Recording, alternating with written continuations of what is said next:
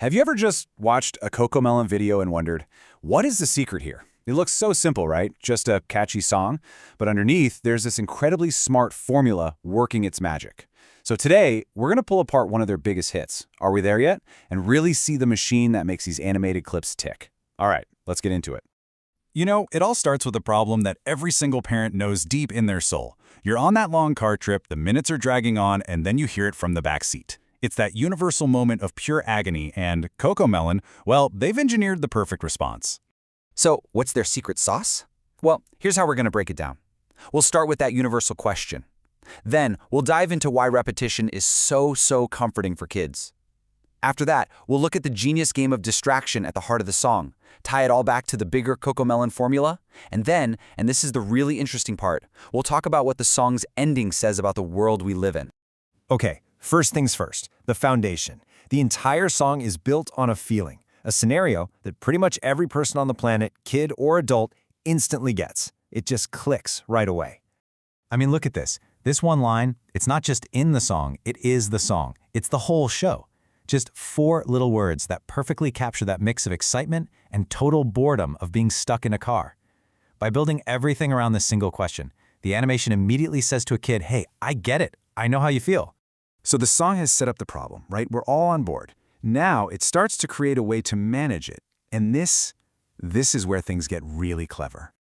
The core loop is almost shockingly simple. The kid asks, "Are we there yet?" The parent says, "Not yet." And they do it again and again. Now, to you or me, that might sound like torture, right? But for a toddler, it's pure comfort. This call and response creates a rhythm that's predictable and safe. They know exactly what's coming next, and that actually calms them down and builds this stable little world for the rest of the song to play in. But here's the thing. It's not just that back and forth. The song offers a real solution. Right after setting up that rhythm, the parents in the video make a pivot. They don't just shut the question down with a no. They introduce a game. And this is such a key insight. The whole point isn't to magically get there faster, it's to make the getting there part actually fun. The song is basically teaching a life skill. If you're bored, look around you. Shift your focus to what's right outside your window. And just like that, the game is on. First up, we're driving through a forest.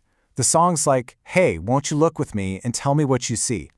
And then it gives these super clear, easy-to-spot answers. An eagle, a deer, a lake, and a rainbow. The animation points to each one, giving that little dopamine hit of finding something. And then, bam! The scenery totally changes. This is smart, right? It keeps things from getting boring. Now we're in a desert.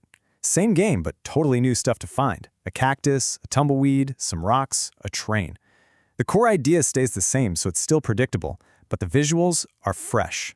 And for the last leg of this musical journey, we're on a farm. Again, brand new things to point out. A barn, a windmill, a cow, a tractor. By now, the song has guided the child through 3 totally different places without ever breaking that simple, comforting game. So when you boil it all down, what you've got is this super simple, super effective distraction engine. It's just 2 steps. Step 1, look around. Step 2, say what you see. It's basically I Spy for beginners, and it makes the kid feel like they're in control of making the car ride fun. All right, so let's pull back for a second. This song, it's not a one-off hit. It's a perfect little blueprint of the entire CoComelon formula, and it's a model for so many animated kids clips out there. What we're looking at here is what you'd call a content loop. The idea is simple. You create a short piece of media that's built on repetition and is super engaging, specifically so it can be watched over and over and over again. The structure is so clean and satisfying that hitting replay feels totally natural. So if you were to write down the recipe, these would be the core ingredients. You've got simple questions that make kids feel like they're part of the song.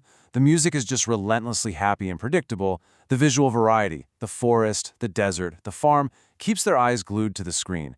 And maybe most importantly, there's all this positive reinforcement. The song literally says it's so much fun. It rewards the child for playing the game. Okay, now for the last part of this puzzle.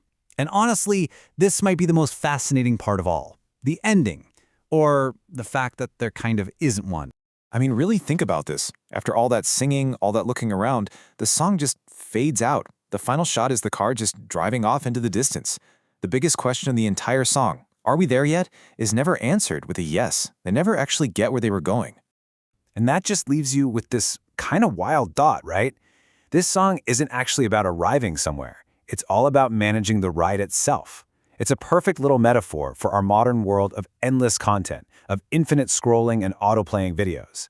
Maybe the goal isn't to ever reach a destination, but just to stay engaged forever. The song isn't just teaching a kid how to survive a car ride, it's teaching them how to be a consumer in the 21st century. Just keep watching, because the journey never, ever has to end.